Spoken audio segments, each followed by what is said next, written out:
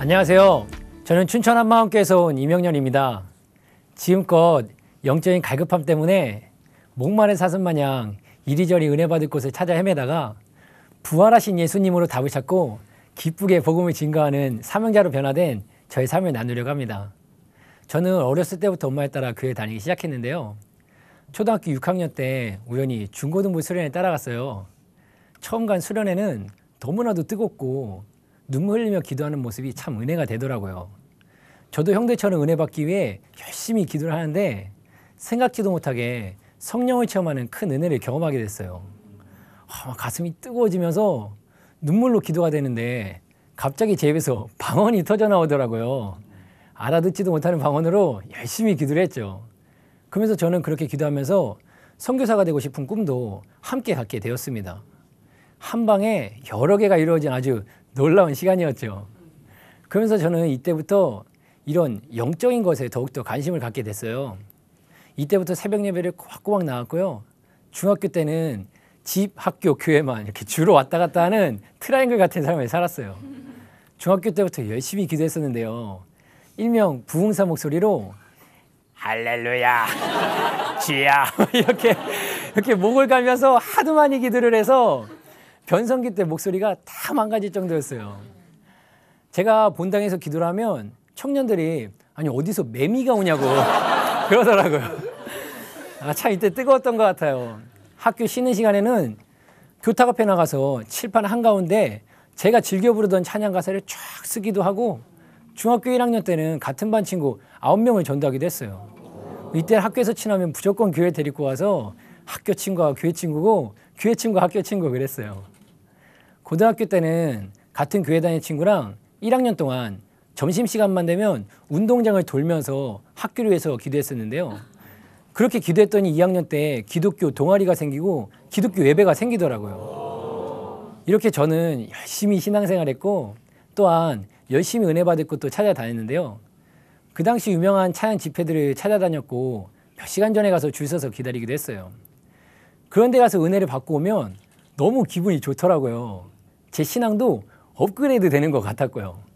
저는 이렇게 은혜를 많이 받아야 영적으로 성장할 수 있고 더욱더 큰 영성을 가진 훌륭한 사람이 될 수 있을 거라고 생각했어요.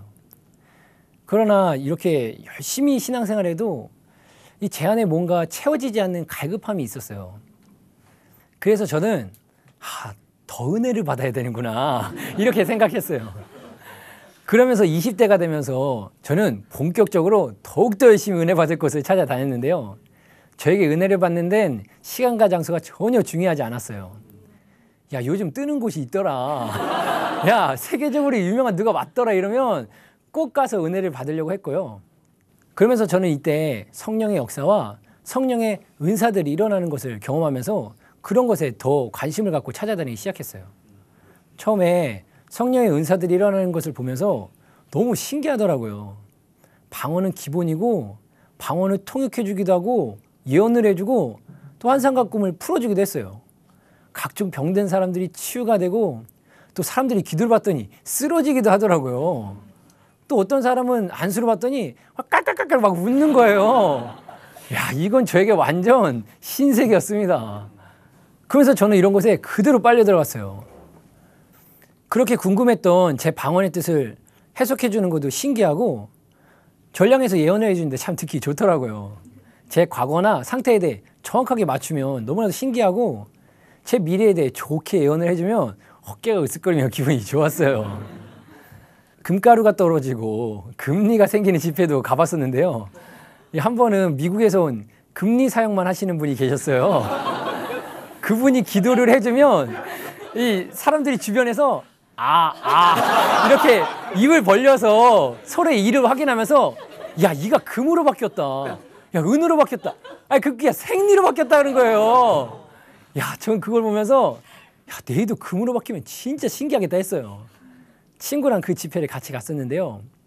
이가 많이 썩어 있었던 친구는 자신의 이가 금으로 바뀌면 그 변한 금리로 꼭 엄마를 전도하겠다고 했어요.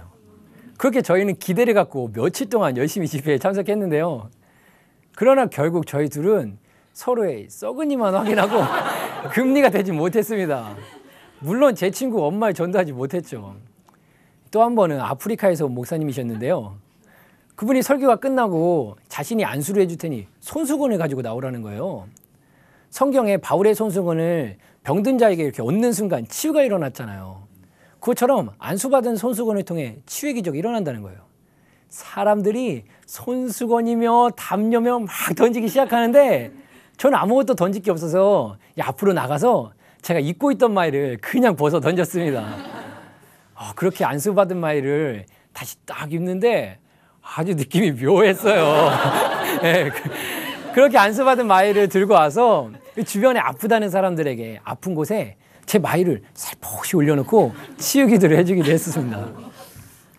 이렇게 저는 이런 성령의 은사들이 일어나는 것이 이게 진짜라고 생각하고 이것이 바로 사도행전에서 말하는 초대교회의 모습이라고 생각했어요. 그리고 또한 이러한 체험들은 저의 이런 영적인 갈급한 마음 또한 채워주는 것 같았고요. 그래서 전 더 많은 체험을 하면 더 깊은 만족을 누릴 것 같아서 이런 은사들을 받기 열심히 기도했고 또한 이런 집회들을 더욱더 사모하며 참석했습니다. 그러나 이러한 체험들은 받으면 그때뿐이고 그 은혜들이 오래가지 못했어요. 더 강한 체험을 해야 되나? 그래서 저는 더 센 집회, 막 더 유명한 사람들의 집회들을 찾아다녔지만 역시나 그때뿐이었어요. 항상 변할 듯 변하지 않고 이 좋다가 안 좋다가를 반복하니까 이런 제 모습에 답답하고 저는 영적으로 더 갈급하기만 했습니다. 그러던 중에 저는 예수님의 십자가 사랑에 큰 은혜를 받게 됐어요. 그동안 많이도 듣고 알고 있다고 생각했던 예수님의 십자가 사랑이 저에게 너무나도 크게 다가온 거예요. 나 같은 죄인을 위해서 예수님께서 십자가에 죽으시고 부활하셨는데 그게 끝이 아니라 나의 옛사람도 2000년 전 예수님과 함께 십자가에 죽이시고 부활하실 때 함께 살리셨다는 이 말씀이 저에게 너무나도 은혜가 됐어요. 전 그동안 예수님의 십자가에 대해 너무 무지했더라고요. 그렇게 그 사랑 앞에 제가 얼마나 더러운 죄인인지 알게 되고 이러한 죄인에게 베풀어주신 그 사랑이 얼마나 큰 사랑인지 처음으로 깨닫게 됐어요. 그러면서 저는 이때부터 다른 어떤 것보다 오직 이 십자가 사랑에만 관심이 있었습니다. 매일매일 날 위해 죽어주신 예수님을 찬양했고 만나는 사람마다 이 사랑을 전했어요. 오죽하면 제 친한 친구들 사이에서는 이명렬하면 십자가로 통했었고 그다음 제 친구는 제 이름을 이 복음으로 바꿔라 할 정도였어요. 그 당시 제 18번 찬양곡은 십자가의 전달자였습니다. 이렇게 십자가의 은혜는 그동안 받은 어떤 은혜들보다 훨씬 더 컸어요. 그 은혜가 더 오래 갔고요. 이렇게 매일 감격 가운데 예수님을 따라 열심히 살았는데요. 그런데 몇 개월이 지나서 제 안에 그렇게 뜨거웠던 감격이 식어지더라고요.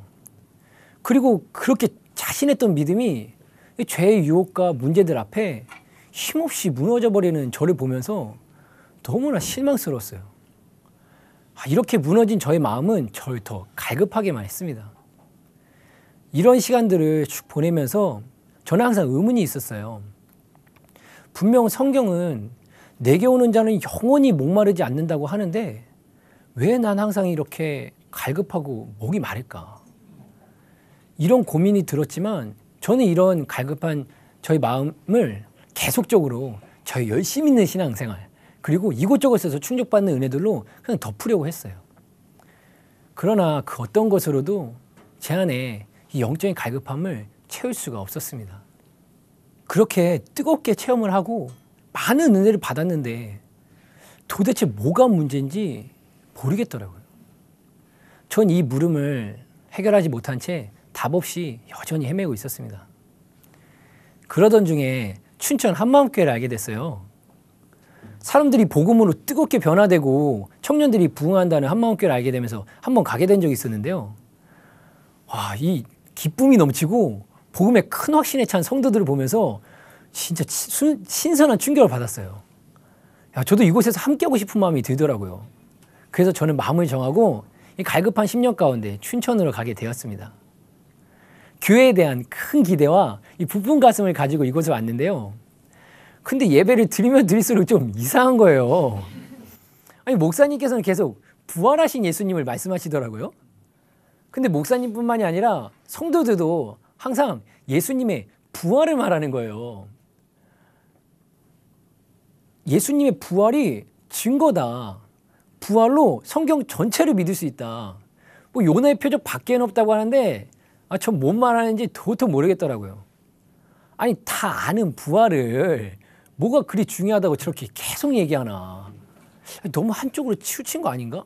저 이렇게 생각했어요. 저도 나름 복음을 정립했는데 제가 알고 있던 복음과 뭔가 다른 새로운 듯한 순서와 가르침에 좀 어색했고 저 이 부활을 어디다 둬야 될지도 모르겠더라고요.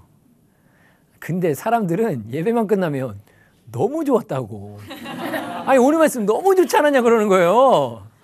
저한테도 오늘 말씀 좋지 않았냐고 물어보는데 저는 속으로 이 사람 나랑 장난치나. 아니 뭐 맨날 말씀만 듣고 나면 좋다는 거야 이랬어요. 아니 왜 이렇게 예수님의 부활에 감격하는지 좀 모르겠더라고요. 저도 부활 잘 알았죠.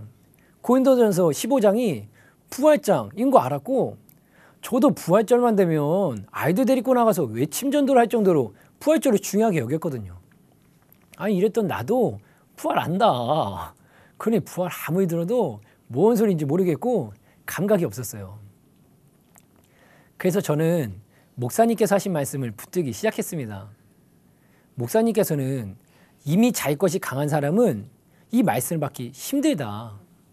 마음을 낮추고 성령님께 의뢰해야 된다. 이렇게 말씀하시는 거예요. 딱 저에 대한 말씀이었죠. 저는 어느 순간 제가 경험한 체험과 은혜들로 제 마음이 높아 있더라고요. 그래서 저는 주님께 주님, 제 마음을 낮춰주세요. 성령님, 저도 여기서 말하는 부활이 무엇을 말하는 것인지 깨닫게 해주세요. 하면 낮은 마음으로 간절히 기도했습니다. 그렇게 2주간의 시간이 지났어요. 평소에 존경하던 신학 교수님께서 제자들과 함께 이 부활복음을 들으러 저희 교회를 방문하신 적이 있었는데요. 감사하게도 같이 들을 수 있는 기회가 주어졌어요.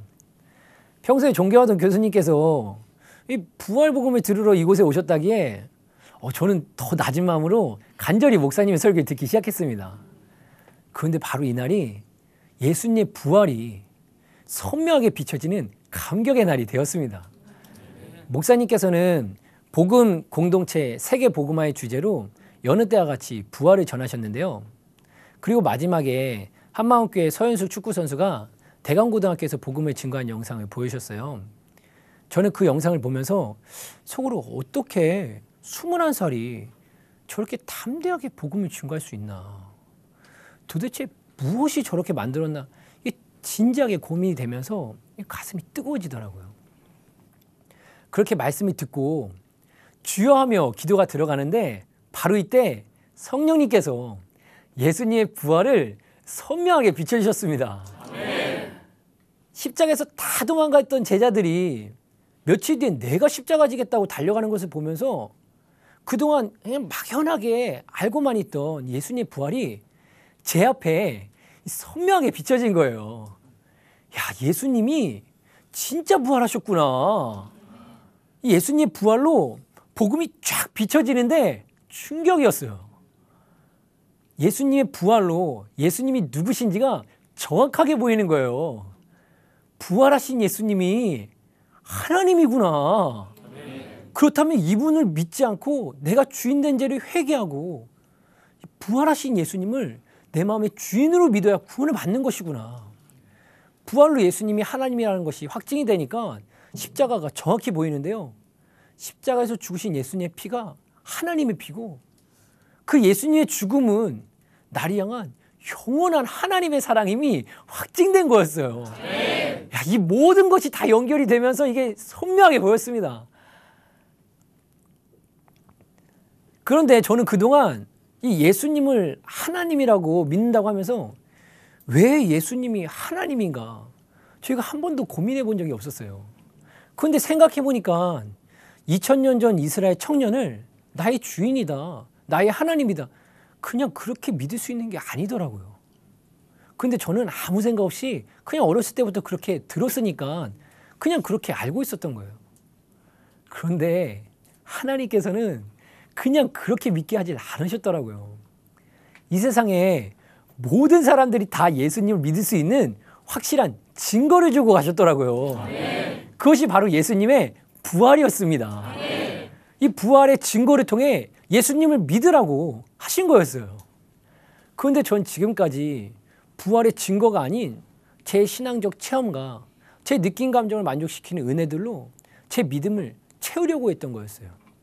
그러니 이것은 언제든지 파도가 치면 무너질 수밖에 없는 모래 위에 지은 집이었던 거죠. 완전 신앙의 근본 자체가 잘못됐다는 것을 알았습니다. 2000년 전 예수라는 사람을 나의 주인이다, 나의 하나님이다 믿을 수 있는 유일한 반석은 오직 예수님의 부활이었습니다. 아멘. 그러면서 지금껏 제가 얼마나 악한 짓을 한 자였는지가 보였어요. 마태복음 12장 39절에 예수님께서는 악하고 음란한 세대가 표적을 구하나 선지자 요나의 표적 밖에는 보일 표적이 없다 하시는데 내가 악하고 음란한 세대였구나. 부활로 다 이루신 예수님 앞에서 그분의 부활을 무시하며 주님 그건 알겠고요. 그거 말고요. 나를 만족시킬 수 있는 내가 원하는 다른 표적을 주세요. 하며 다른 것들을 구했던 악하고 음란한 내가 주인된 자였던 거예요. 천지를 창조한 창조주 하나님께서 이 땅에 직접 오셨다 가셨는데 이 사건이 얼마나 큰 사건인지 모르고 다른 능력, 다른 표적, 다른 은혜들에 가려져서 부활하신 예수님을 보지 못한 내가 그동안 얼마나 악한 짓을 한 자였는지 전 눈물로 통회하며 회개할 수밖에 없었어요. 이렇게 부활하신 주님 앞에 딱 서게 되니 전 그 앞에 그대로 굴복될 수밖에 없었어요. 전 지금까지 정말 주를 위해 열심히 산다고 했는데 그리고 그렇게 뜨겁게 살았는데 이 모든 것이 다 나를 위한 거였어요. 내 열정이었고 내 의였고 내 만족이었던 거예요. 예수님이 하나님이다? 주인이다? 알았지만 그냥 알고만 있던 지식인 거예요. 그러니 진짜 주를 위해 진짜 영원한 것을 위해 살지 못했던 거예요. 그동안 그렇게 하나님의 은혜를 많이 받고도 여전히 갈급한 심령으로 헤맨 이유가 바로 부활하신 예수님이 제 마음의 주인이 아니었던 거였습니다. 전 그동안 예수님에 대해서, 십자가에 대해서, 부활에 대해서 그냥 잘 알고 있는 자였던 거예요. 전 그 앞에 이렇게 고백할 수밖에 없었습니다. 십자가에 죽고 부활하신 주님, 지금껏 내가 주인 된 죄를 회개합니다. 그리고 부활하신 예수님을 제 마음에, 제 중심에 진짜 주인으로 믿습니다. 네. 오직 예수님만이 나의 주인이시며 나의 하나님이십니다. 네. 지금도 살아계신 예수님께서 제 마음에 주인으로 임하시니 제 마음은, 제 인생은 이제 이분으로 충분합니다. 아멘. 제 안에 모든 갈급함이 사라졌습니다. 아멘. 이제 저에게 남은 것은 이 복음으로 제자를 삼는 사명밖에 없습니다. 아멘. 부활하신 예수님께서 제 마음에 주인으로 영원히 함께 하심이 확실해지니까 저에게도 확실한 변화들이 일어났는데요. 그전에는 사람들만 보면 야 어디 가면 은혜가 넘친대, 야 유명한 누가 왔대, 이렇게 돌아다녔던 제가 이젠 더 이상 이리저리 돌아다니지 않습니다. 확실한 답을 찾았으니까요. 아멘. 때론 넘어지고 쓰러져도 부활하신 주님 바라보며 바로 일어나는 오뚜기 신앙이 되었습니다. 아멘. 그리고 그전엔 누굴 만나서 1대1로 복음을 전해서 예수님 믿게 하는 것이 참 부담됐었거든요. 보이지 않는 하나님을 제가 경험한 체험과 은혜들로 아무리 전하려고 해도 잘 안 되더라고요. 저의 이 뜨거움은 전달되는데 정작 예수님은 전달되지 않는 거예요. 승부수 낼 것이 없으니 교회는 데리고 와도 제자를 삼지 못했죠. 그러나 이젠 예수님의 부활로 승부수를 낼 수가 있어서 누굴 만나든 그 자리에서 성경만 가지고 담대하게 복음을 증거하는 자가 되었습니다. 제가 학교를 다니면서 일주일에 4지역을 돌아다녔는데요. 제가 집은 인천이고 학교는 대전이고 일하는 곳은 서울이고 교회는 춘천이고 이렇게 매주 4지역을 오고 가고 하면서 신기한 것은 가는 곳마다 복음을 전하고 제자를 삼고 작은 교회를 세우는 삶이 자연스럽게 됐다는 것입니다. 이뿐 아니라 복음을 들은 자들을 통해 또 다른 제자가 세워지고 작은 교회가 세워지는 것을 보면서 너무나 놀라웠어요. 복음으로 제자를 삼는 사람만큼 행복한 게 없더라고요. 그 후 사도행전을 보는데 사도행전은 처음부터 끝까지 사도들이 살아나신, 부활하신 예수님을 증거한 부활행전이더라고요. 그 중에 사도행전 1장 22절에 유다가 죽고 제자들이 마띠아를 세우는데 그 자리에 부활을 증언할 증인을 세우는 것을 보면서 이야, 이 자리가 내 자리다 이렇게 보였어요. 부활하신 예수님을 증언한 마띠아의 자리가 동일하게 저의 자리가 된 것입니다. 이젠 이 복음을 들고 초대교회 사도들과 같이 살아나신 예수님을 증거하는 부활의 증인으로 기쁘게 사명을 감당할 삶을 살겠습니다. 살아계신 하나님을 찬양합니다. 감사합니다.